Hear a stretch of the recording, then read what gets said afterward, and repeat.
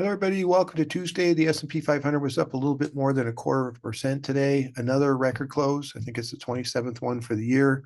And it's nice to see it right before tomorrow, which is an important day. We have the CPI inflation report coming tomorrow, plus, of course, the Federal Reserve. What they're going to do, the question and answer with Chairman Powell, their dot plot, statement of economic projection. It's actually a fairly big day, if you watch these type of things. So nice to see the market go up a little bit. But seemed to also be responding positively to the Treasury sale that went off today. It was $39 billion worth of 10-year Treasuries. And it was very well received and a strong, market for those. And that's not been true for the last couple of months. We've had some softer, Treasury sales. It's been, somewhat concerning the market. So it's good to see that today also. Perhaps the bond market is looking at, the same type of thing where, if inflation is going to moderate here, the Federal Reserve starts lowering rates. And now's the time to buy those, 10-year bonds at 4.5%. I think they went up 4.4% today. So that's a good thing that's happening also. So, things are okay. Things are hanging in there just like they're supposed to. We haven't had huge rates of return here this quarter. We had huge return in the first quarter, 10% basically.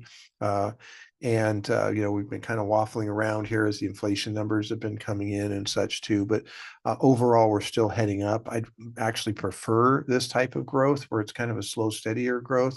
And we just kind of grind up so we don't get these big stretches to the upside.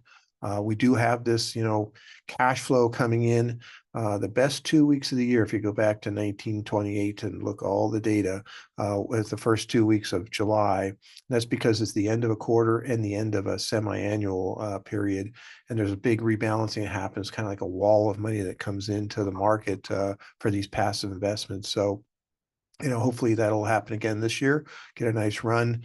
Sometimes you can get a little soft after that because that money's in and there's nothing else coming from behind it. Last year, we peaked out on the 31st of July and fell, till the 27th of October and still ended up with a great year in the end, even though we had a 10% downturn there. But, so we'll hang in there and see what happens. It is an election year, so, we'll see how this plays out. The Federal Reserve, the market is still betting on a rate cut in September. We'll see another rate cut after, that to finish up with 2 rate cuts for the year.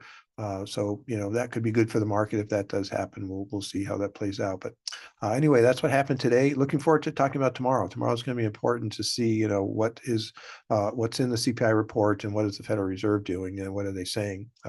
Anyway, look forward to seeing you tomorrow. Thank you.